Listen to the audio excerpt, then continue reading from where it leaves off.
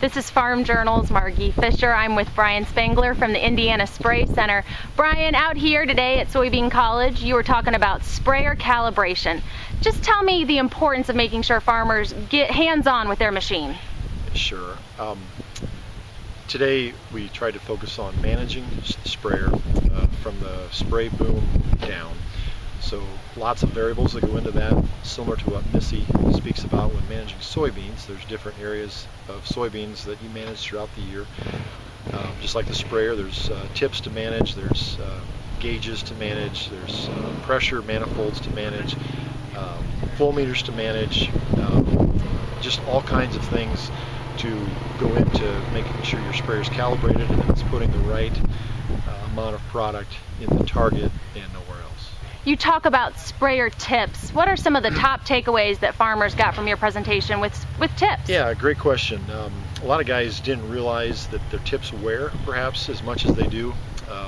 The product that tips are made out of, stainless steel overwhelmingly was the top choice before the meeting that guys thought would be the best wearing tip. But surprising to most of them, a poly, a very simple product, poly tip, and is a much better wear tip. It's cheaper, and so guys walked away thinking, you know what, I could save some money. I'm spending money on expensive tips that wear quicker. So was probably a big home run for them in that regard. You did some work with the spray table during this session, and tell me an interesting point that you made about beakers.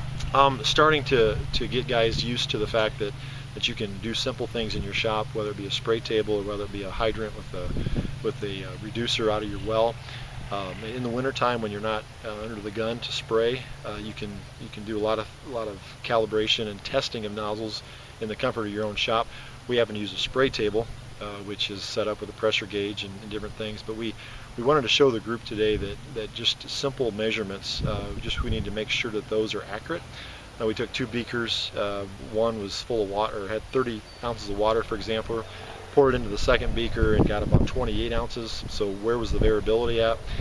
One beaker was a flat, more of a flat standard, just jug, just a container, where the other one was more of a chemistry type, precise beaker, and not so much one being right or one being wrong, but just making sure that you know what you're using to measure and calibrate, because if it's not accurate, then your calibration at the end would not be.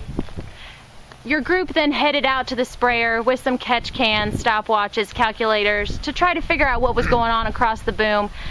You spoke about variability. When you experience variability in your spray tips, how can you proceed to calibrate? Yeah, great question. So we had three different tips that we looked at.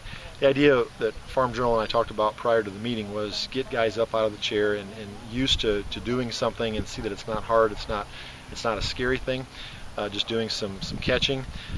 So the tips that were on the sprayer, there were a couple of used tips that the farmer brought in, Jim brought in for us, and then I put a new set on yesterday, and we tested the water, measured the water coming through those tips to see exactly what was the sprayer doing. Were there some tips that Jim had that perhaps were wore, and was our tip that we put on perfect because it was new? Well, so surprisingly, Jim's tips weren't as wore as we thought they would be, and the tips that we put on weren't as perfect as we thought they would be. So the takeaway was either I was a liar and we didn't put new tips on last night, or perhaps there were some other things like flow meter and check valves and other calibrations on the sprayer that perhaps could have some improvement, because out of 12 groups, all but one had a variable new nozzle that wasn't putting out the right rate, which we know would be incorrect. So just a real live view of all the things we talked about in the tent out on the sprayer. And we couldn't cut this conversation short unless we talked about safety with our spraying system. Safety is often overlooked, something we can skip over or don't want to hear any more about. You know, we think we know everything, and everybody can be reminded every day of safety, whether it be driving a pickup down the highway or using a sprayer, and just the idea of protection of gloves and hat, or long sleeves, long pants, trying not to touch chemicals and then touch a cell phone or a mouth.